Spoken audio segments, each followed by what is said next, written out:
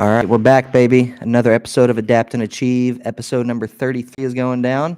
Got a very special guest on today, and the guest today we actually just met today.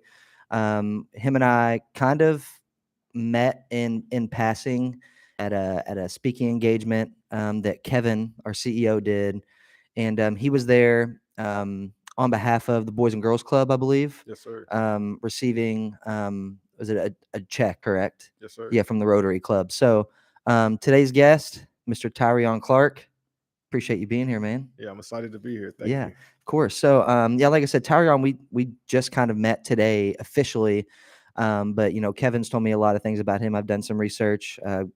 Great athlete, Bowling Green native, and so I'm excited to dive into some conversation about his past and where he's from, and then some of the work that he's doing now, because it's really, really special, and it's something that every community should have. And to have that, though, you need somebody to step up and do it, and that's exactly what Tyreon's doing. So Tyreon, before we dive into the meat and potatoes of that conversation, just give a quick little intro, who you are, where you're from, and kind of what you're up to.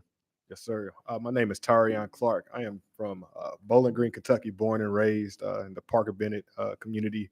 Uh, Grew up in the housing authority right across the train tracks. Spent a lot of time just walking that neighborhood before I got really exposed to the city of Bowling Green. Graduated from Bowling Green High School, and of course went on to dive into some college football adventures with Austin Peay State University. That's awesome, man. I was telling Tyreon before we started recording. I was asking about his college athletics experience and told him I was a cheerleader at WKU. And so being around the student athletes, and then after that, I worked in athletic marketing at WKU, and so like really understanding one, how many student athletes there are, and at the time, and probably whenever you were in college athletics too, like it is not even close to what it's like now. Like Yeah, the financial opportunities you can get now are just completely different.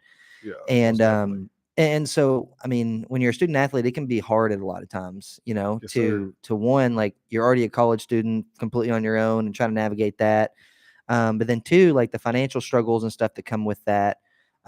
Even for me, just being on the cheer team, like there's no scholarships with that. Yeah, that's crazy. Yeah. And so like even that understanding, like that was kind of challenging. And I'm like, gosh, you think about people that, I mean, I'm from Kentucky and you're from Bowling Green, and not, how far is Austin Peay from here? Austin Peay is about 65 miles, so about an hour. Okay. So not terrible, but still, I mean, I think about like the kids that pack up and completely leave all their family. They know nobody. And then they get here, and just trying to get used to that is Yeah, hard. it's different. Yeah, it's totally different. So now, and I'll ask some more questions regarding that stuff later, but I want to know now, um, talk about, your full-time role, like what that is, and then I want to hear about the organizations or the programs that you're also a part of, and in what capacity. Yes, sir. So my current position and title that I hold is at the Boys and Girls Club of the Bowling Green area, where I serve as Resource Development and Community Engagement Officer. Previously, how I got involved with the Boys and Girls Club was through CEO Liz Bernard Clark recruiting me to join the board. And when I joined the board, briefly, I really began to dive into learning more about what the Boys and Girls Club of America did. And interesting enough, I never went to the Boys and Girls Club growing up. I walked past it a lot. I knew it was a building that was there that was formerly known as Girls Inc., and that's where all the little girls used to be at. Okay. You didn't like, I don't want no part of that. Yeah. So I went to the Parker Bennett Center growing up, but one of the things that what really my first encounter with the Boys and Girls Club was DC Clement, State Farm. Oh yeah. And just knowing that he was an active board member and was doing some really good work with the Boys and Girls Club. So that was kind of like my intro. DC really kind of spoke opportunity into existence, and then Liz Bernard Clark, she extended the opportunity for me to join the board, and then she went on to recruit me to join the club and lead the school systems to get into my new role as resource development. And how long have you been in that role? I'm going on 2 years. That will be in February. Awesome. And then other programs you're a part of. So I've seen a couple, and obviously I know you're a part of. You lead the Boys to Men here in Bowling Green, correct? Yes, sir. Yeah. So what all does that entail, and how long have you been doing that? I've been doing Boys to Men for 6 years in the Bowling Green community. And that's just kudos to my amazing mentors, Danny Crothers and Del Vegas Jackson, my brother Chris Stunson, Nick Wheeler. I can go on and on. Yeah. Jonathan Stovall, just some really just amazing people that I was able to encounter with the Boys to Men Leadership Group initiative. And really, my role is to just jump into the schools in the morning and really lead a power charge and power surge of motivating youth to just become the best versions of themselves.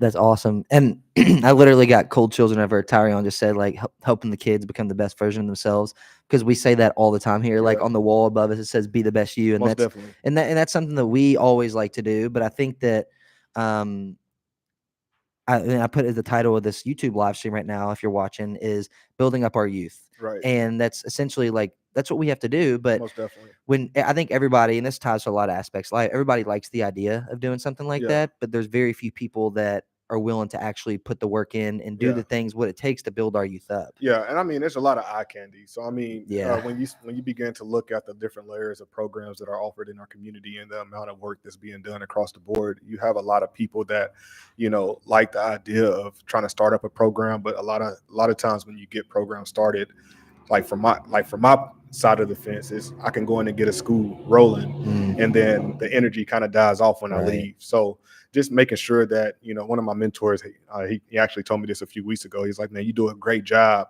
of getting programs rolling, but you need to do a better job of making sure you got people around you that could keep the energy in the programs that you're running. So just knowing that we can take that step to get a program or organization to that place in our community, but we have to surround ourselves with people that have that, the be the best you mindset in mind, and actually putting the energy behind it to make sure they can keep going. So whenever you go into these schools, is it whenever you like and start a program, or I guess how many schools do you cover with Boys and Men? How many schools do you go into? I mean, we've covered up to 20 schools in our community. Wow. Yeah, That's crazy. yeah. So actively going into this year, I know that there's a few schools that I know of that will fall under the blueprint and try to continue on the journey of Boys to Men Leadership Group. So whenever you start these programs, like, I mean, I think that's anything. Like, when you start something, in order to keep it going, it just get over time. It almost feels like maybe it can feel like routine, or you're like, okay, it's up and going, we're good. But so what is your strategy on trying to keep a program going? Like, is it people like teachers and staff in the school? Is it volunteers just out in the community? How do you try to keep the programs going? It's just connection. Programs is all about connection, and I always say that it starts at the top and it goes down to the bottom. I got a different side of it now because I worked in the schools. I worked in Bowling Green City schools for 6 years. I worked in the county for 4, and now I'm working at the Boys and Girls Club full time. And I've learned how operations kind of are managed, and how to kind of build from the ground up. And one of the things that really keeps programs going is that you have an admin team that says yes. The yes is everything, but it's the work after the fact that you say yes is, are you in the room? Are you listening to what we're pouring into our young man? Can this word that we gave them today be repeated for the next 5 days that we're not here? And just making sure that you got a team of people that fully understand and that is fully bought in to what you're doing and the mission that you're running. See, the most successful schools that I found with doing Boys to Man is the schools that have the principal that is directly involved with the program and showing up and taking interest in meetings and just taking an extra step to make sure that they know that, or the director knows that they're supported in their role. Yeah, and that's exactly like you said. Like, it works from the top down, because I mean, obviously, a principal oversees the entire school, Most definitely, and in charge of the staff, so they know. You would like to picture it as the principal's invested, which means all the teachers and staff are going to be invested. But at the least, you can look at it as like the principal's invested, so I know that he or she's staff and teachers know that that's their responsibility. And it's important to them. Yeah, that's important to them. So I think that's awesome. And and yeah, it's stuff that obviously all schools need, that all youth need. And I mean, there's always at least one kid in every community that could use the resources like that, right? Yeah, they called a kid like the perfect child. I think a lot of schools, as me being a minority male and the minority kid typically having issues within a building, what really motivated me to start a program like Boys to Men in multiple schools was when I was walking into the building, they were like, "Oh, I got the perfect child for you today." Mm, And then I just started to see a whole bunch of perfect mm. children that were around me in these programs, and I just thought that was just really like one of my primary motivations behind getting putting the energy and effort into getting out and meeting these perfect kids. Yeah. So outside of Boys and Girls Club of America and Boys to Men, you're involved in other ways too that are impacting you. So what other things are you into right now? Is it coaching? Is it Yeah, other programs? What does that look like? yeah. So right now, I volunteer coach at Bowling Green High School. I'm assistant cornerbacks coach. Bowling Green High is just near and dear to my heart. Mm, I spent a lot of time on Kevin Wallace's staff before I joined Coach Spader when he took over the high school program, and we went on our run with state titles and so yep. forth. Last year you guys won, right? Well, last year they won. Okay. Last year I was actually coaching at Moss Middle, Okay. Moss Middle School, and Okay. I was coaching Warren Central High School football, which was it was a journey. Yeah. I spent 4 years there, poured my heart into it. Really felt like we was doing some special things in that program, and kind of transitioned to Bowling Green over Mm, this past spring and summer, and just returning to my roots and just getting hard to more. Yeah, beat. yeah. I mean, it's getting more connected and really just building on the foundation of whatever it was that I left behind me, and just really just going back and just pouring into those kids. And some of those kids that a lot of people don't realize is when we started Boys to Man at Parker Bennett 6 years ago, a lot of those kids are in high school Mm, now, and I get to be around them and yeah.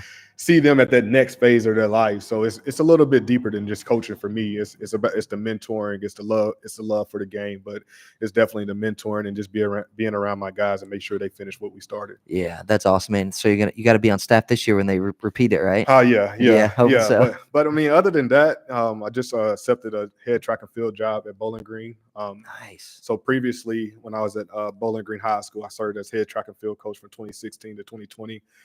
During the pandemic, it's kind of when a lot of things happened for a lot of people.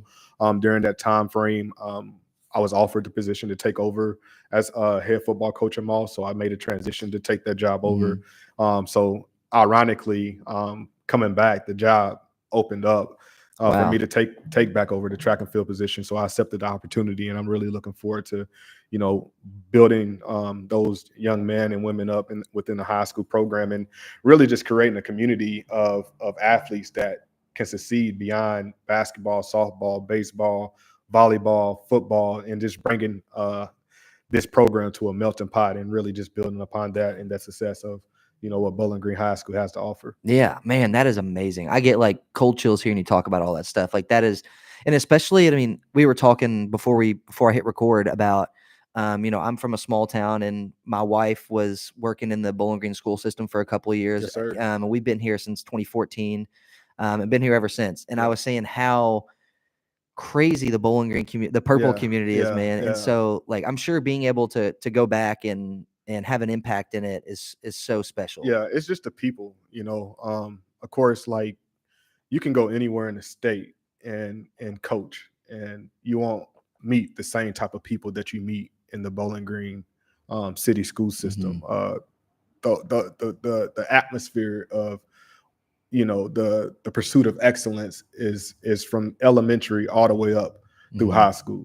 Kids start wearing purple in preschool. Mm, And it's hard to duplicate that in our community. yeah. It's hard to compete with it in our community. And when you have the right people in the right places that are representing your school district, that only excels what you're doing that much further. So it's a really special thing that's going on in Bowling Green Independent Schools, and I'm just grateful to play a small part of that.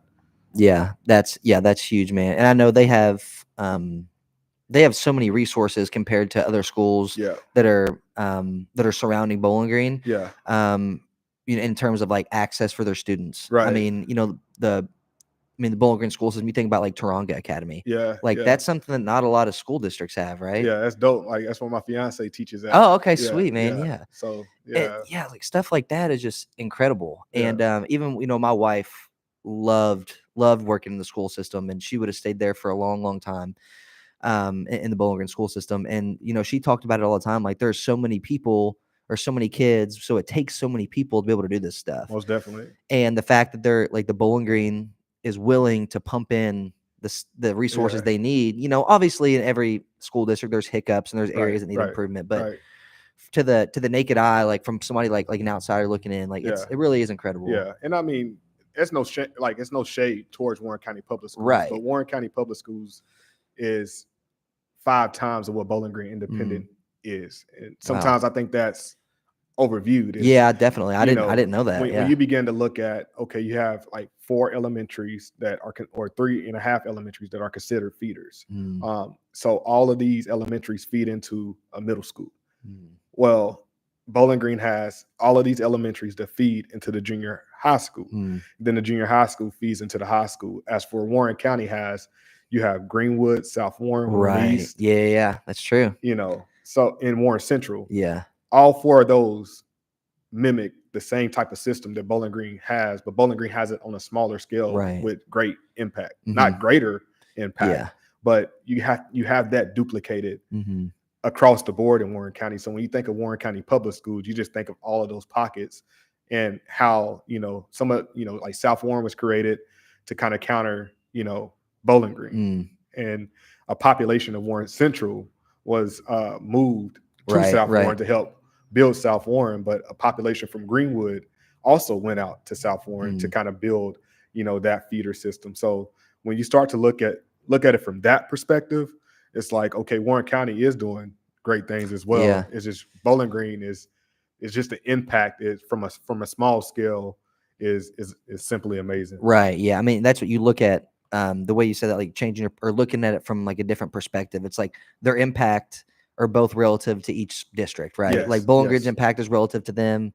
and then Warren County Public Schools, their impact's relative to them. So yeah, that's a great way to look at it. And yeah, that's something that I didn't think about, and I've been here for 10 years. And I'm like, yeah, you see all these schools, but then you have to realize, well, all 4 of those high schools are Warren County schools. Yes. And then you have Bowling Green High School. Yeah. Wow. That's not something that that I would think about at all. But next I want to kind of jump into well, first off, isn't there another? Do you help with Jonesville still? Yes. Okay, let's touch on that because I want to cover everything because it's super impressive. So talk about Jonesville Academy, what that is, and the part that you play in that. I am the co-founder of Jonesville Academy.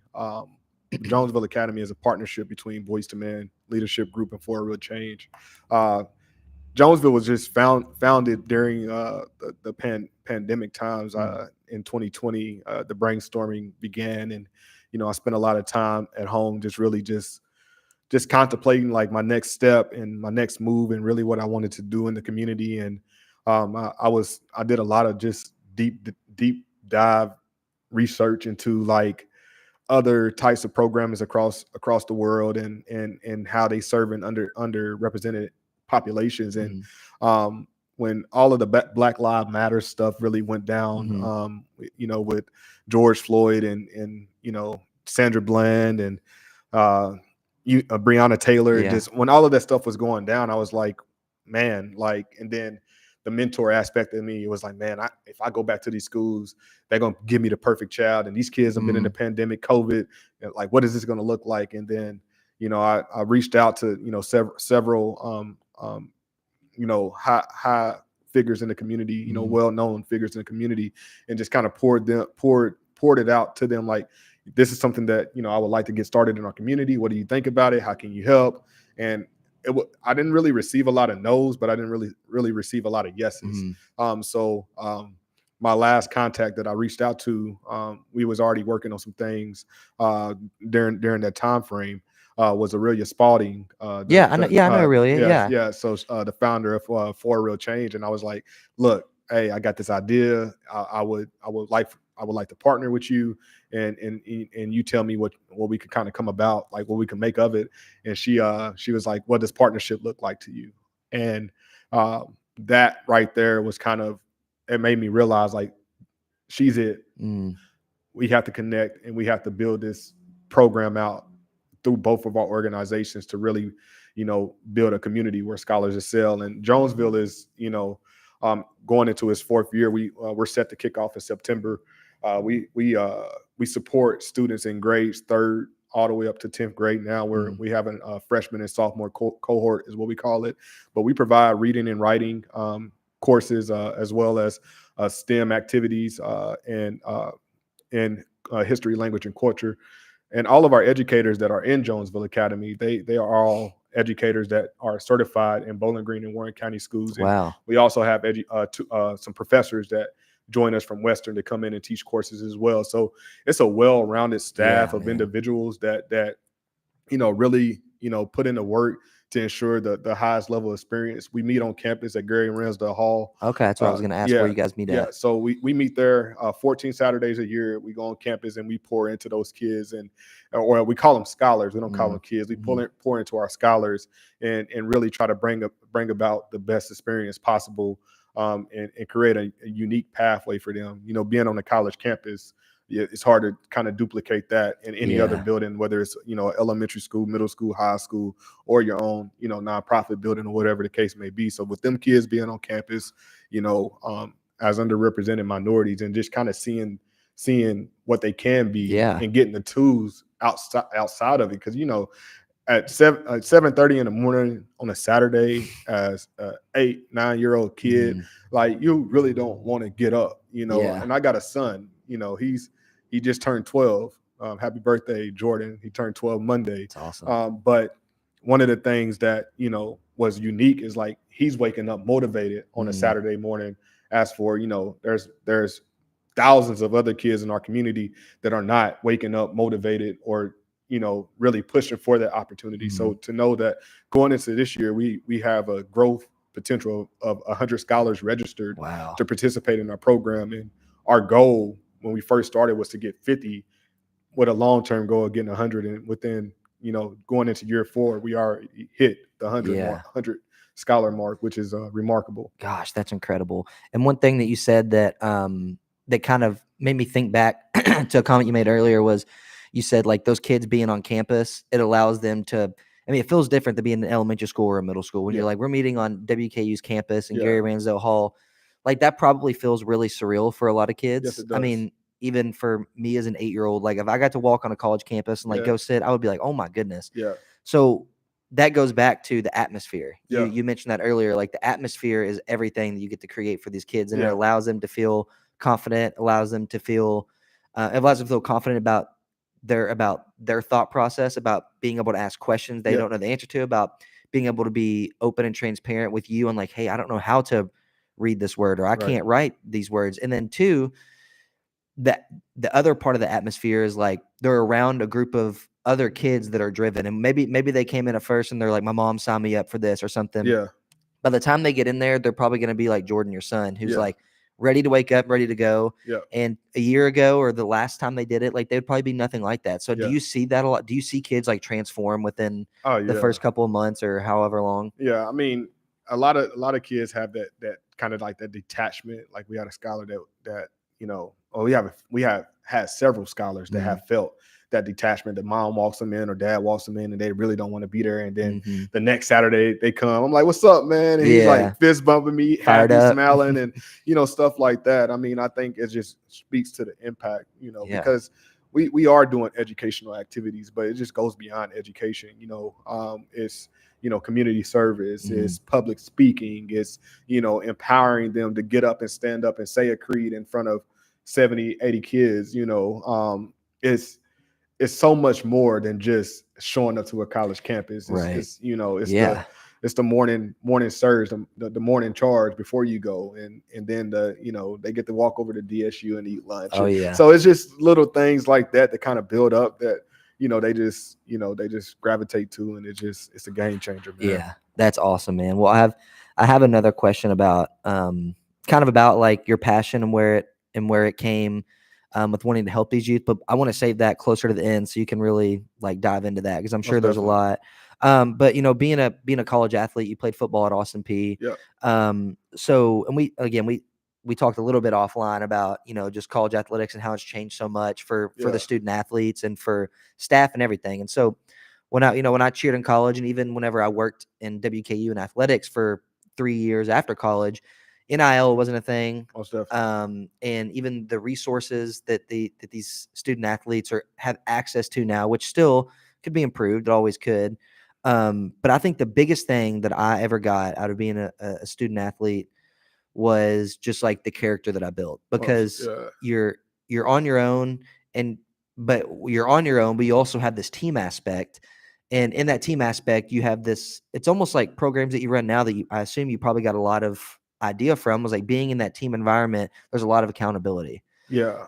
So I just want to know, what were some of your bigger takeaways? What were some learnings, or even like if there was a shock factor whenever you got to Austin P and you were kind of in that college athletics lifestyle? Yeah. Well, I didn't have my license when I went to Austin P. Oh, So I really? was like, I don't know what type of time I was Oh on when my I was in gosh, high yeah. school. I know that I was probably driving my mom's vehicle with my permit, So Mhm. I didn't have a car when I went to college. So when I got there, they were still requesting for my mom to fill out my paperwork because I was 17. So I got to college at 17 and went through the whole experience of still needing an adult figure in my life to kind of support me along the way. So that was an initial shocker. It's like, man, I thought I was grown. I thought I was going to college. I got this figured out. And before I had left for Austin P, I was working at Home City Ice, slinging ice Mhm. bags all summer. Downtown over Yeah, here? downtown. Nice. Yeah, Yeah. yeah. So, I was working there, working overnight. I got my last paycheck from Austin P, and then it was just like, oh, we in camp. I don't Mm. have no more checks coming. When is this residual check Yeah, hitting? yeah. Now, because Austin P is an FCS school, so regardless of the Mhm. fact, like it's not a major D1 Right, right. institution. So just kind of just getting there and just really just having to figure it out, walking to practice every day, just an everyday grind. Um, and I'll tell a lot of people, when I went in, athletically, I was gifted. I could have played another year of high school, Mm. but I was still because I was still so young. Yeah, But 17, right? You yeah, said? Yeah. yeah. So one of the unique things is I started like my first game at like Wisconsin. Oh, We wow. played at Wisconsin my freshman year, and I had just turned like 18, so Mhm. brand new experience. And I Yeah. started as a true freshman. I didn't get redshirted or anything like that. Nice. So during I that mean, time, totally raw then. Like, I yeah, mean, yeah. you leave high school and you're thrown right into it Yeah, against yeah, yeah. Wisconsin. And I So, mean, yeah. testimony to the, my defensive backs coach, DeMont Franklin, that Mm. I felt like when I was at Bowling Green, he prepared me for that Mm. level. So I got to play as a true freshman. I finished my freshman year, but my academics was not there. So a Mm. lot of people don't know that I was, put on probation. I was suspended Mm. academically, so I had to come home that December. My mom came and got me, and then I came back to Bowling Green. And I think that was like kind of like my aha moment. Like, man, I Mm. need to get it together, Yeah. got to figure this out. So they wound up keeping my scholarship because they believed in me. Yeah. I think that's kind of like the first time where I realized that man, there's people that believe in me. I had to believe in myself, so I had to have that strong faith and get back into going to college and getting into the groove. So I got back going into my sophomore year. I went back to Austin P that summer, and I had to take all my courses in the Yeah. summer. Kind of, just flew by, and I did really well. And then I got back on the field as a sophomore. I didn't really play a lot. I think I started some games toward the end of my sophomore season, Mhm. but that was just a humbling experience, to say the least. And then going into that 18, 19, when so I'd have been 18, I turned 19. That would have been that season. So when I turned 19, going into my junior year, uh, that summer, finished camp. I did, academically, I did really well. Mhm. So 19 years old, going into my junior year, that's when I found out that I was gonna have my son. Mm. Well, I Yeah. had my son in the Yeah. middle of camp. I didn't just find out. I had my son in the middle of camp, and there was another aha moment because Yeah. now I had this little human that's relying on me and depending on me to, I'm in college. I got to finish what I started. I done got kicked out. All of these different circumstances that Mm. happened, and I just really just got to start, figuring out life for myself and like being motivated and just kind of finding that new motivation and kind of that warrior spirit of like Mhm. I'm gonna do this no matter what happens. Like I'm Yeah. gonna finish what I need to do here, and then I'm going home. I'm gonna be a father. I got goals. I got aspirations. I got dreams, and this is what I'm gonna do when I go back to my community. So I really feel like at that moment during those 3-4 years, Mm. I really grew into the individual that I am now. Yeah. So Oh my gosh, massively, man. that's a lot. And I was in the same boat. I was 17 when I started at Oh WKU, yeah, and I remember the Western's first home game. I had just turned 18, like yeah, probably a month prior. So yeah, kind of the same thing. But it's yeah, man. I mean, it goes back to like the character thing. Like there's so many moments where you're like, okay, I don't have it. And even if I didn't have a lot of, depending on however much help you had back home, like right. you have those moments, those aha moments where you're like, it is just me and I have to make this decision right now. Yeah, And which way am I going to go? yeah, Am I going to go left or am I going to go right? And I was kind of similar in terms of like the grades. Like my first year, I had really bad grades and right. I lost. Thankfully I qualified for a lot of grants, and then I had some loans that I had to take out as well.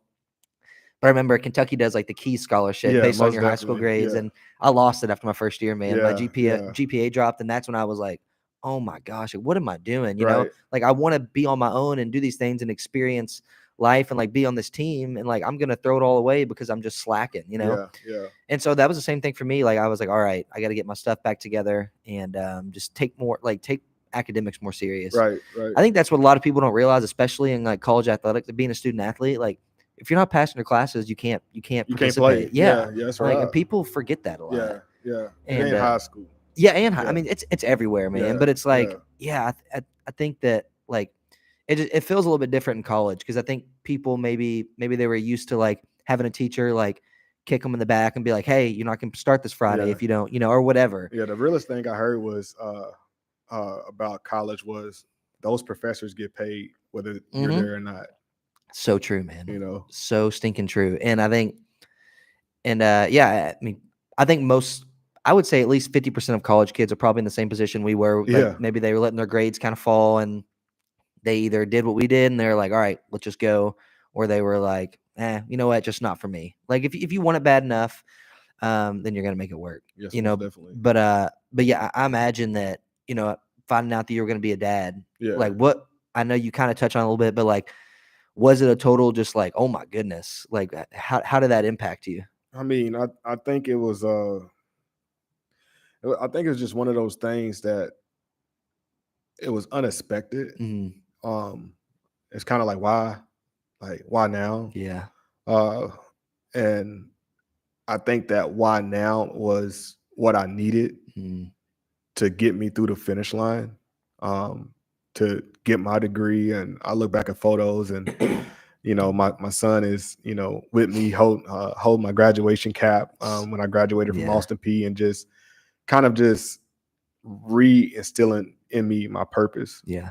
So I think initially it was like, what am I going to do? Like, what in the world did I just do? Mm. How is this going to impact me? And but now it's just like I wouldn't trade being a father for nothing. Mm. To have a 12-year-old son at 31 years old and still be young enough to be a part of his journey, get out there and race him, shoot ball with Oh, him, throw yeah. football with Still him, show them like up a little bit, yeah. still show him up, Mhm. and still kind of be in like my later prime. I think that's probably like the dopest thing about becoming a young father. Mhm. I wouldn't trade it for nothing. Yeah, that's incredible, man, yeah. Yeah, that's a nice like, you're so close in age, he's like, it's gonna be a long time before he can get up to your level. Oh yeah, well, I mean, and I mean, we done been in places and people think that's my little brother. Really? Yeah, like, is this your little brother? I'm like, no, Mhm. it's my That's son. my son. Yeah, so that's dope. Yeah, that is cool, man.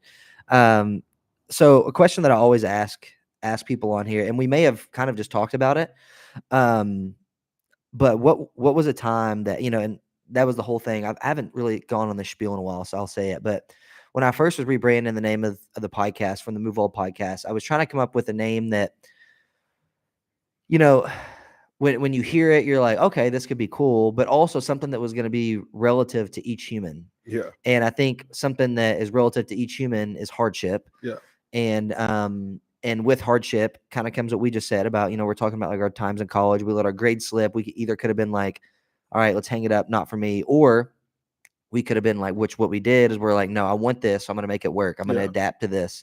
And so that's where I kind of came up with the name Adapt and Achieve. And one question I love asking everybody is, what was a hard moment or a hard time in your life? How did you overcome it? And how did you turn it into something positive or learn from it?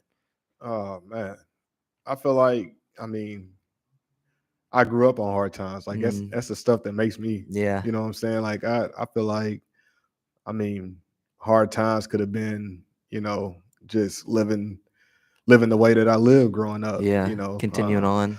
You know, lot of family members that were alcoholics, and you know, my siblings experiencing mental health issues. Mhm. Mom and dad divorcing. That's a hard time, right? Yeah. Nah, life has a strange way of getting harder. I think kind of growing into going to college, getting kicked out. It's a hard time.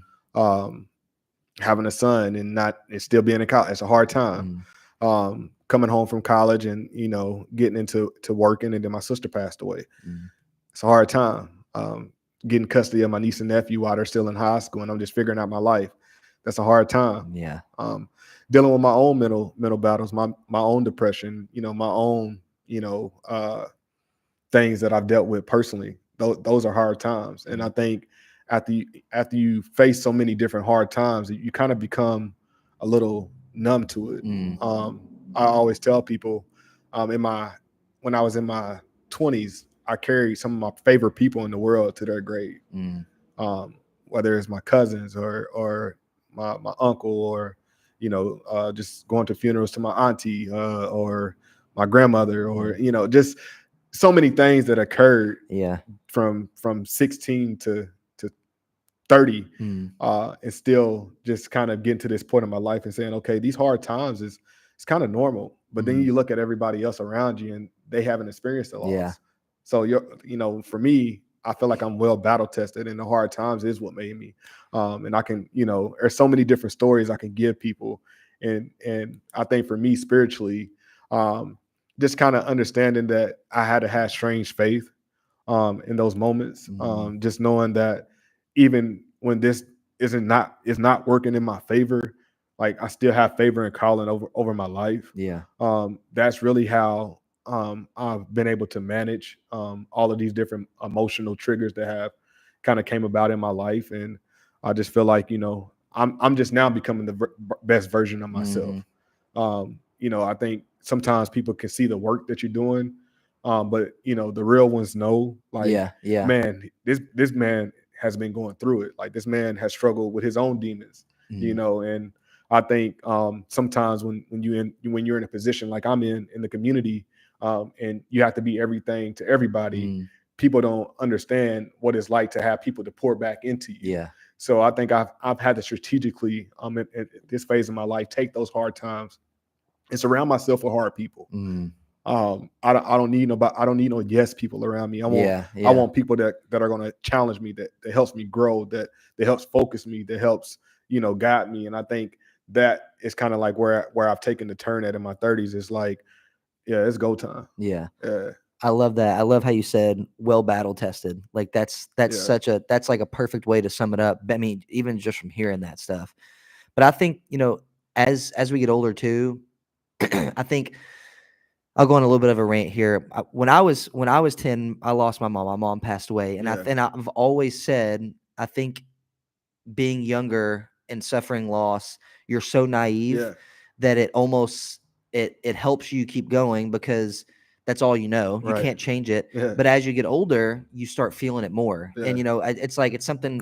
I'm about to turn 28 next week, yeah, and it's like something switched when I turned 25. And there's always that people always say your frontal cortex doesn't develop until you're 25. It's like I didn't really start feeling the effect of like my mom until I was like 25 or until I became a parent. yeah, And one of the best pieces of advice advice that I got when dealing with like this anxiety of like thinking about, well, I lost my mom whenever I was 10, like I don't want my daughter to lose me young and all this.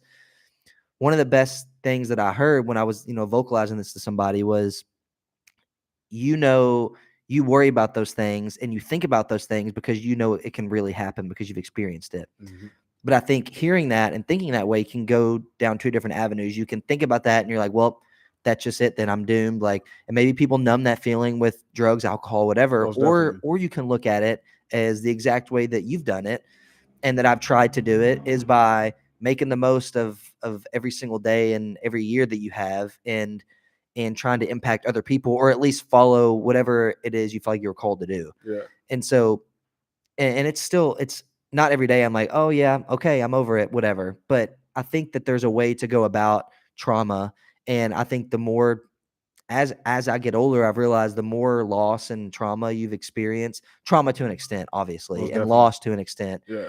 it does harden you in it. And if you take it the right way and you play the right hand with all that, you're capable of so much. Yeah.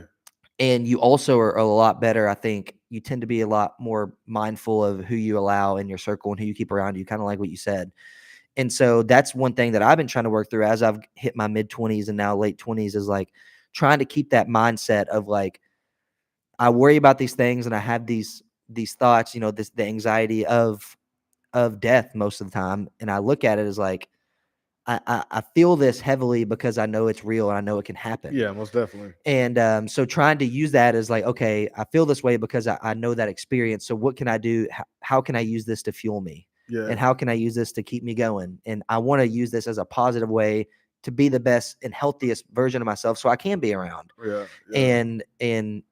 and be the best version of myself. And how can I best like help other people and be a voice for things like this, Yeah. and it's, I mean, you understand what I'm saying? Like, Yeah. Yeah. and I think it's, you have to be strategic and it can be really easy to just like, I see why it can be easy to fall back and to try to numb it. Oh yeah, yeah, yeah. I mean, because I mean, substance abuse when dealing with loss is real, you know. Hmm. And as you grow older and you experience that, it can take a toll on you. Yeah. You Yeah. know, people go down pits all the time. I've fell victim to that a few Mm, times, mm, within my journey. But mm, I think just kind of you know every single thing that I do now has a purpose. mm, So whether it's me advocating for, say, a program like Aurelia Spalding has a program for a real change called My Sis. Well, when my sister passed away, it was like I'm forever indebted until my sister is succeeding. mm-hmm, And granted, I got two living sisters right mm. now, but my sis hits a little bit different Yeah. Yeah. for Yeah. me. And we've had conversations about that, or it can just be simple as something that's working for the Boys and Girls Club, and seeing all of these kids that need resources and knowing that tragic times that happened into my life or Mm, happened to people around me, and they got kids that are a part of these programs. We want yeah. to make sure that we got resources that provide for these kids, even though they might have living parents or whatever the case may be that's providing. But this is what I'm going hard for because I know what it's like for the people behind us that didn't have it. Yeah. So I just try to find just different motivators in what I do. My motivation, I try to, make sure that it's always different than the typical person that I'm around, so Mm, that therefore it keeps me engaged and keeps me yeah. focused on the long term vision. Yeah. Well, I think that's how you keep people around that you want around you too. Yeah, Is, if you're constantly in the thought process of being motivated and having like a intention behind whatever it is you're yeah, doing, most definitely. you're going to gravitate people towards you because I mean, even just sitting here talking to you, I'm like, I want to be a part of everything this guy's a part of, Yeah, like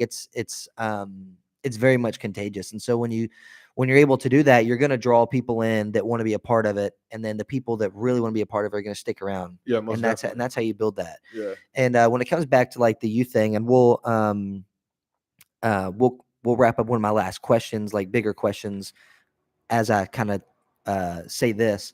But I think as we get older too, and we realize that and if you experience hardships and as a child, it shows up more in your life as you get older. yeah, And so, do you ever look at some of these kids and some of the scholars that you work with? Because I know even if I'm walking down the street and I see a kid who I can just tell, or if I'm in a school and I can see a kid and I can just tell like they're having a rough time, it's so easy for me to like look at them and be like, I want to help them because I know that when they get older, if these hard times are persistent, like I don't want it. I want them to realize that it doesn't like break. It's not going to break them if they go about it the right way. Like, do you ever look at those kids and just put yourself back in in their shoes and kind of relive how you were as a kid? Does that make sense? yeah. I think I do it every day when I look at my Yeah. son. Yeah. Like I Oh, look at him every day, and I'm like, yeah. ah, buddy, here you go. I know this look. Yeah. I've been there before, but no, just in kids in general. I just try to guide them.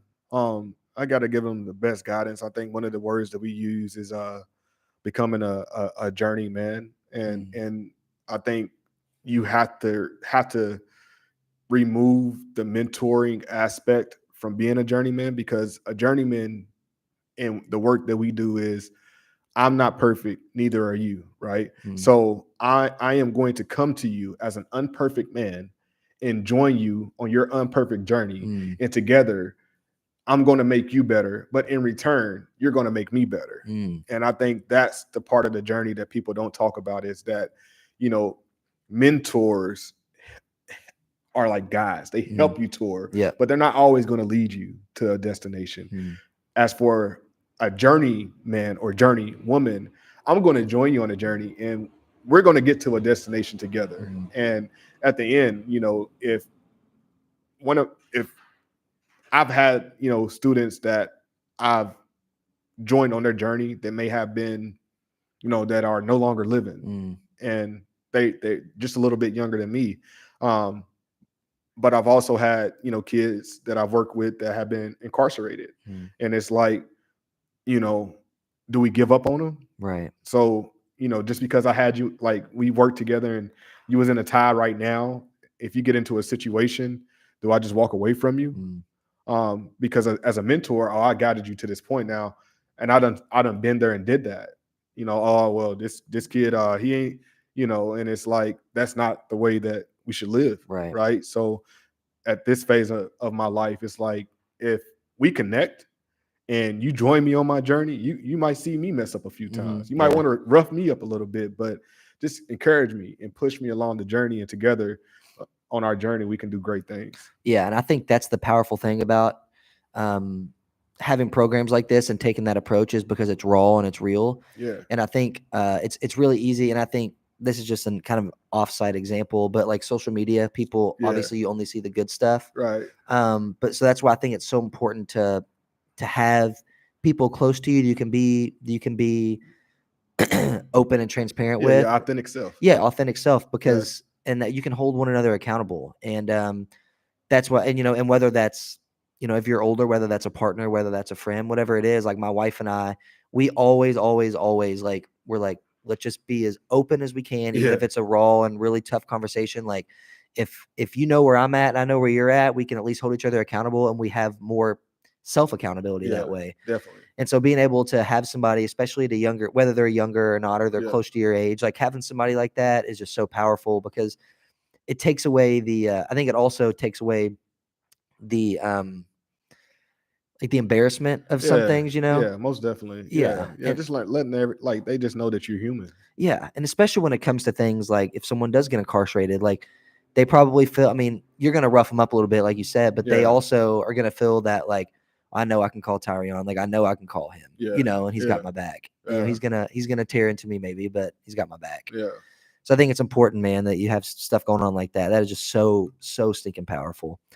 But I kind of want to wrap up with this last question before we talk about. I want people to know how they can get involved with the programs you're a part of. But and people can probably hear and already answer this question themselves just by listening to you speak. But what drives like the passion of youth? Was it your upbringing? Was it being a dad at a young age? Was it just becoming a dad in general? Like what drives this passion to help youth and try to make an impact? And if it's multiple things, feel free to explain. I know that's probably a broad question because there's a lot of things you started, maybe it took off and it felt this way, Yeah. and maybe that's evolved. So feel free to speak to that too. But I just think it's so powerful what you're doing. So I want to know. I think it's my what drives me is like it's my calling. Um, Mm, when you are called to do something, um, and you know that who is on the other line has called you to do it, uh, you don't question it. yeah. You just do it. Hmm. And I think the biggest thing that I've learned in my journey is that, you know, if I ever get into a position to where I feel like my calling is being questioned, I tend to, you know, remove myself, or he removes me. Mm, yep. um and I think that's what really fuels me, is like my passion to help people. Like I want to see everybody be successful and raised to the highest level of self. And I I don't like seeing people struggle. Mm, um but I would help you to a point to where I can't, if I can't help myself. Mhm. You know, and I Yeah, say that because yeah. you know you got family members that you'll try to help, and Right. you can help them to a certain extent to a point to where it's like, oh my gosh, like I can't, I'm not helping myself at this Right, moment. yeah. So if it's not helping me and you're not getting better, then I have to remove Mhm, myself. So I think my passion isn't for helping people, just not kids in general, but mhm, just to anybody that I encounter. Um, but also like my purpose. Like I have a purpose of impacting as many people's lives as I can. mhm. Man, boy, girl, whomever. If I can plant a seed in you or give you, you know, a tool to use, then I strive to do that. And that's whether that's personally, professionally, like in the environments that I work in. You know, if I can be of assistance and help somebody, I know like my job might say raise money, Mhm. but if I can help you raise awareness, if I can Yeah. help you find your purpose, if I can give you a gym, a goal, you know, or Mhm. if I can work with you to help you achieve something greater than you ever imagined, then that's kind of where you know my purpose comes into play. Because yeah, I think Boys to Man for me was you know me being a young father and saying, okay, one day my son's going to be a man, and Mhm. this is what I envision.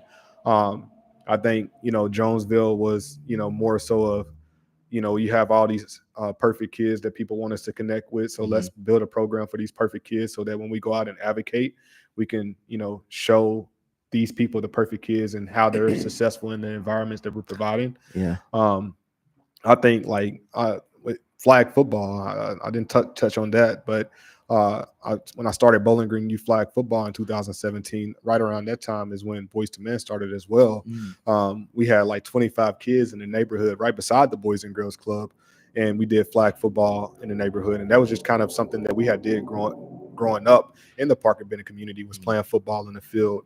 So fast forward to now, we have NFL. Well, we have NFL flag in the Boys and Girls Club, Mm. and that was just kind of something that kind of just naturally came together.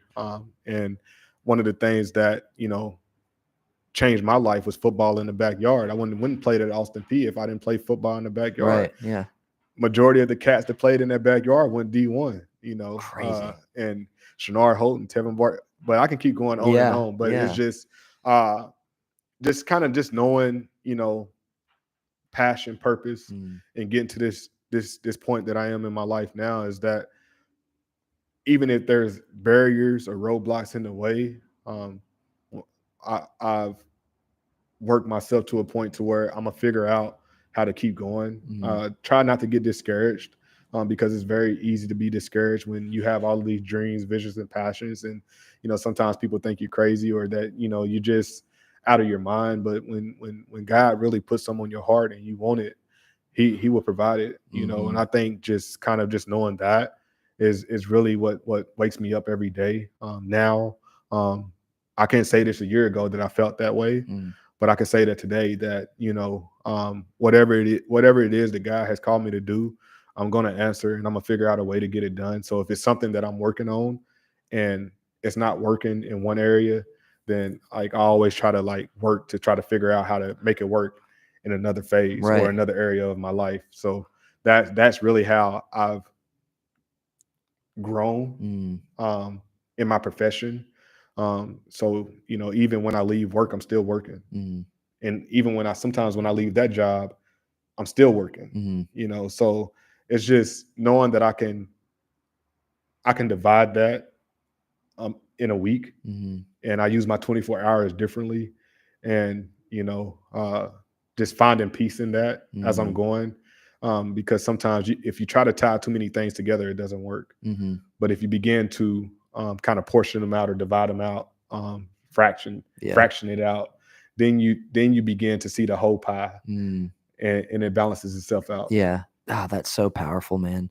And that just yeah, and just like what you said, like it's always evolving. Whatever it is you're working on, like it's always evolving, and the way it looked 6 years ago, 7 years ago, doesn't look the same as it does No, now. not And at that's, all. but I think that's what people should understand is that's normal. Yeah, And like you said, like God has called you to do this, and just because this is how it looked when you first started doesn't mean that you're steering off God's path that He called you to do. It just means that you're constantly evolving, yeah, and maybe this is what I'm doing is what it was supposed to look like in the first place. yeah, And when I first started, I was just getting started because I felt called to do it. Yeah. And so it's like learning as you go, man. And yeah, and I think being able to fraction those things out is extremely important, because I think it's easy to get I think there's a difference between being all in and all consumed Yeah. by something. And I've heard that on somebody else's podcast. I That's thought it dope. was just such an amazing Yeah. example. You know, being all in, like you see, you know the goal, and you dedicated the times to work on it. And being all consumed is you're letting it impact multiple areas of your life. And that kind of goes back to the example of, I'm going to help you for as long as I can, but not where I'm not helping myself. Yeah. That's You know, and very so important. that's being all consumed, is when you push yourself to the point where you're negatively impacting Yeah. yourself. Yeah. So being able to have that balance and being open to that path looking different as you're growing.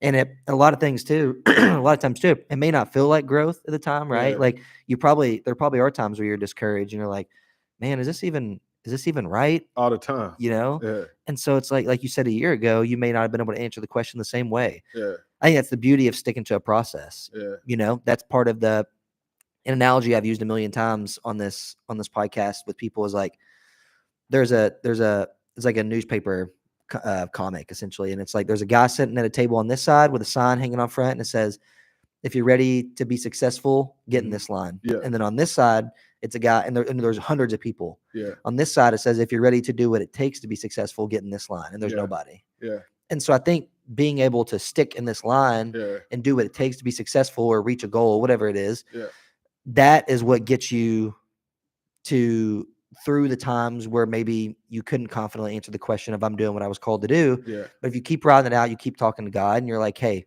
talk to me, show me, what can I do? And you ride that out, a year later, you're going to be at this table with everybody else because you've been at this table. Yeah. You know, and so I think it's important to understand that. And it's not always easy to in the moment, you know, I mean, you can probably attest to that. So yeah, man, so much knowledge and so much wisdom. Like as you speak, I'm just like, I got cold chills multiple times. I think it's amazing what you're doing, man.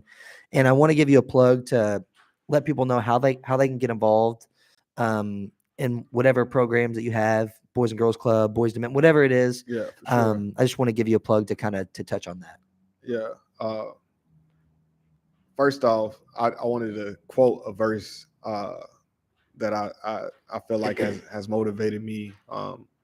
Was Nipsey Hussle. He said, stick to the script until the scene switch. So sticking to the script until the scene switch. Yeah. I think that's very important. Yeah. You got to stick to the script because things is going to shift regardless. But you're going to outgrow wherever you are. It's going to evolve, but stick to it, you know. But just, you know, to touch on, you know, supporting, you know, the Boys and Girls Clubs of the Bowling Green area. There's many ways that you can get involved with the club. You know, you can visit the Boys and Girls Club.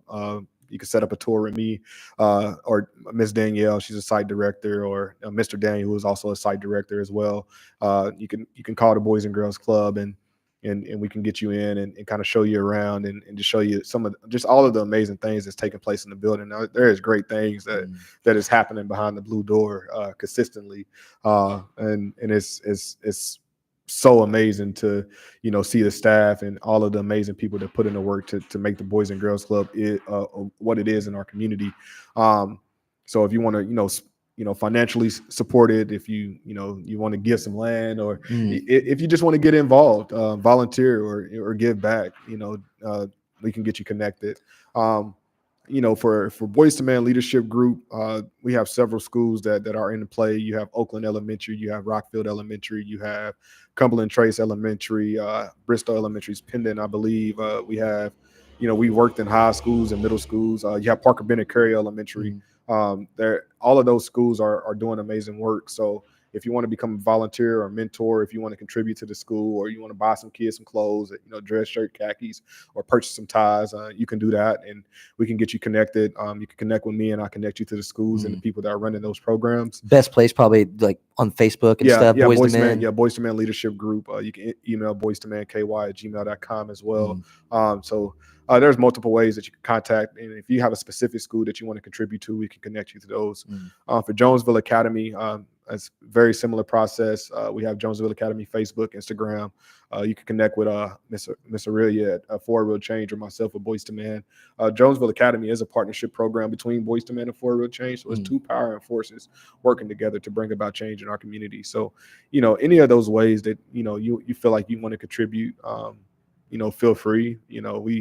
There's always something going on, no matter where it is in our community. I'm just grateful to play a small puzzle piece to bringing everything together. Yeah. Well, man, you're doing amazing stuff, and I'm so glad that I reached out, and because I was talking to Kevin after after he spoke at the Rotary Club, and Yeah. they brought you up, and I was like, "Who is this Tyreon guy?" And he was like, "Oh, dude, he is amazing, dude. You got to get him on." I was like, "I'm gonna message him right now," and so I appreciate you.